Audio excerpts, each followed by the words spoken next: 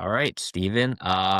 For people that don't know you, can you just briefly explain, who you are, what you do as a full time, and all the little background information about you? Yeah. So hello everybody. My name is Steven. Um 29 in the Bay Area located. Um my day-to-day job is being an automation engineer for a biotech company. Um I originally got into Airbnb arbitrage just because me and Kevin had a relationship from before. So I've always heard and kept up with a lot of his business of when he was scaling, and a lot of that interested me, and that was basically like my foot in the door, essentially. Um, yeah.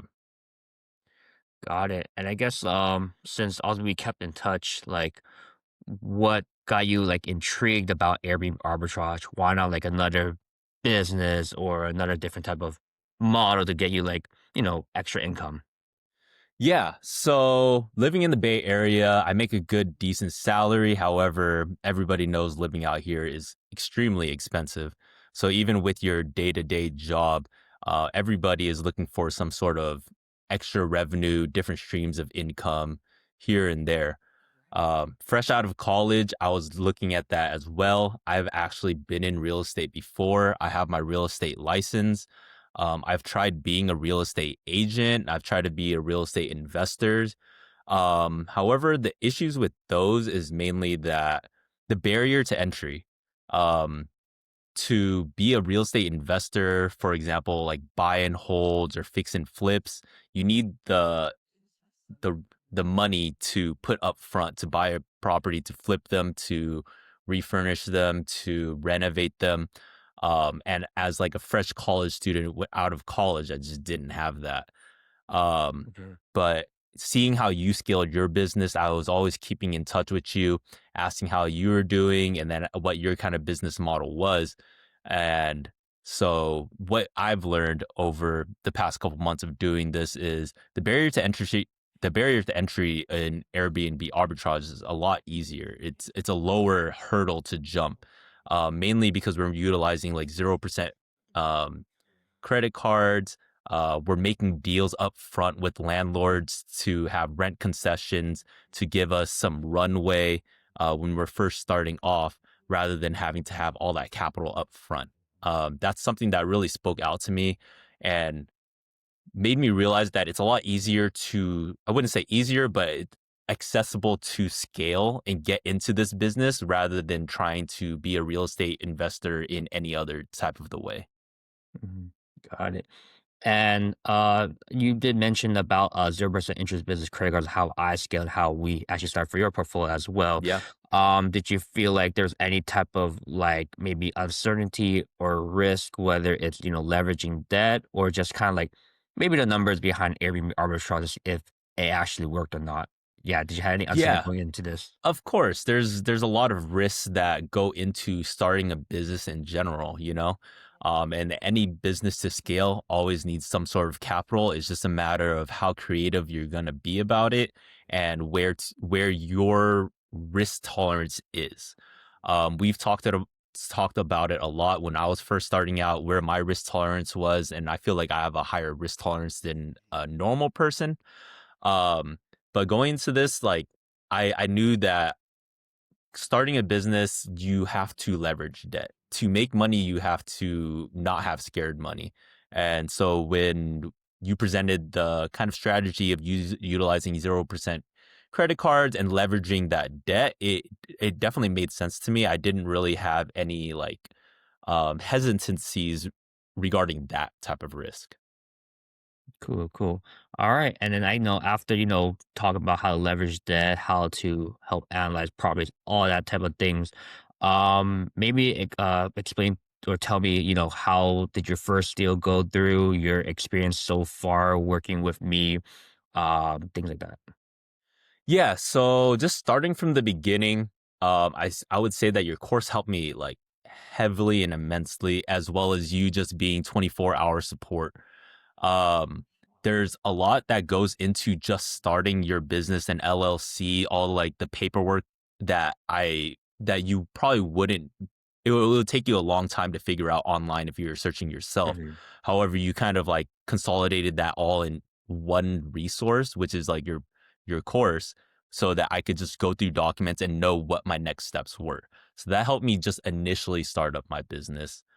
Um, After that, you like I learned how to analyze deals, look into certain regions, look at the number, how to kind of visualize the numbers in a certain type of way that makes sense for this business, you know? Mhm. And then, so my first deal came from actually you, since we already had a relation, and then you had relations with other, I guess, Airbnb hosts.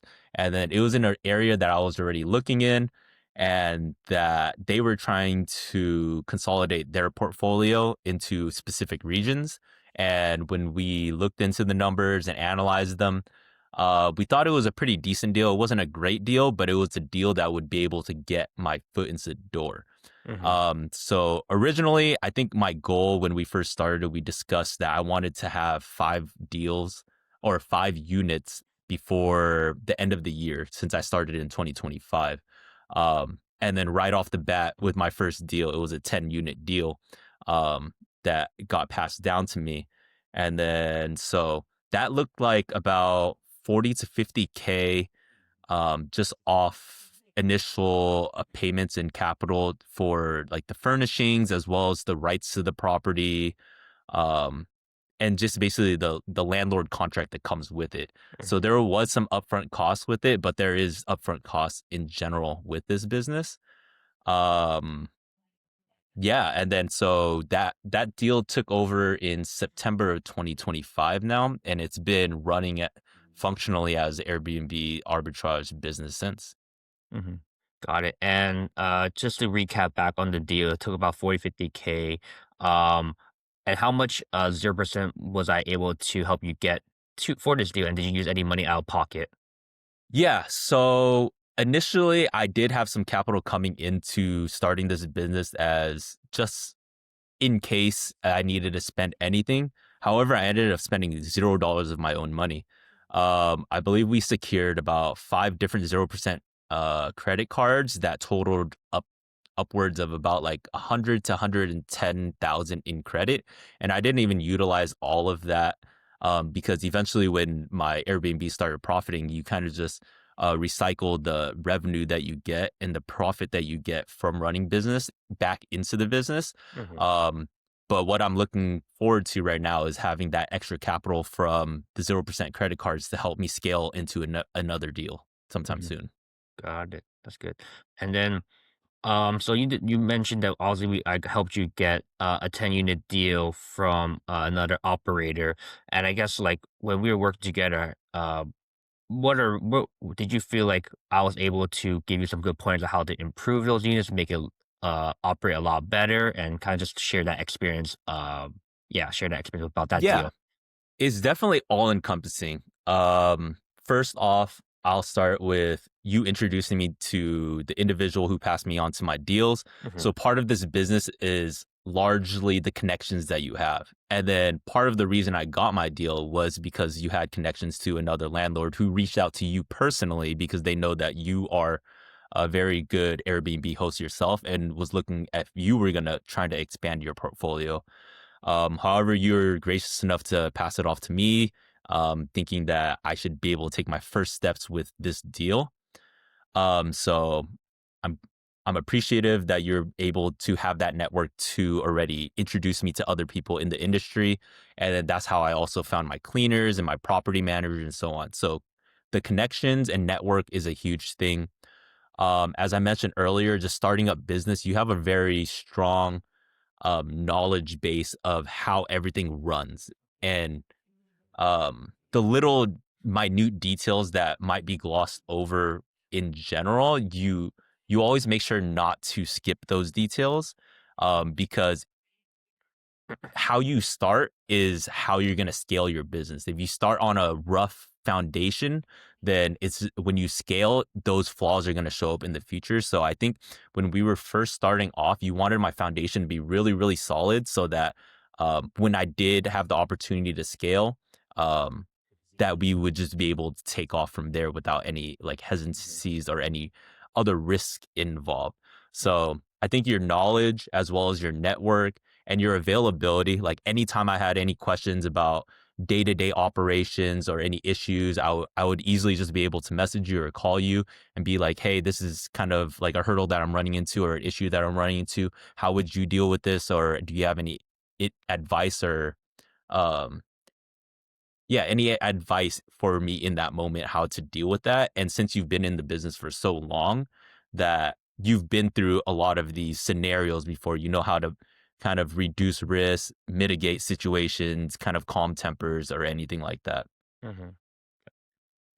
So I know you've been operating for the portfolio about maybe like 2 to 3 months so far. Yeah. Would you say uh, is kind of performing as we kind of predicted at the moment? I know it is slow season, so maybe give a little insight about, if you can, about your rough monthly numbers and how's that comparing for your obviously slow season. But since it's maybe operating already pretty well or breaking even during slow season, you can kind of foresee the future during the season. It'll make a lot of money. Yeah. So I did take over these units in September. So 10 units in September, just so that we have the numbers up front. Um, And as you mentioned, it is slow season right now. So I had an expectation of our revenue numbers being actually a lot lower, as well as I had the revenue numbers from the previous operator. Hmm. But surprisingly enough, with like your advice and then kind of refurnishing and taking new pictures, professional pictures, and setting things up in specific ways to kind of improve our listings, I would actually say that my units are performing better than expected. Hmm. To just throw out some rough numbers, we have 10 units. The general expenses that come with that are around about 16 to 17,000 per month. Hmm. And then the general revenue that we've been seeing over the past few months is about like 20 to 22K, um, Hmm. is somewhere in that range, you know? Oh, so you're So actually it's actually, profiting a little bit right now. yeah, so right Wow. now during the slow season, like we're at because in the slow season in general, you're just looking to break even, holding out into the higher seasons, which is coming for my region. But right now, it seems like we are actually generating slightly positive in terms of Mhm. profits, Wow, that's which really is good. actually a really good thing. Which gives me a lot of kind of hope for the high season coming around that we can actually perform a lot better Hmm. than the numbers that I originally forecasted. Hmm. That's good. Yeah, can't wait to see the next few months play out. And I guess like since you are working full time, how is managing the 10 units currently while working full time? How's that going with maybe I'm not sure if I gave you systems or how are you managing it so far?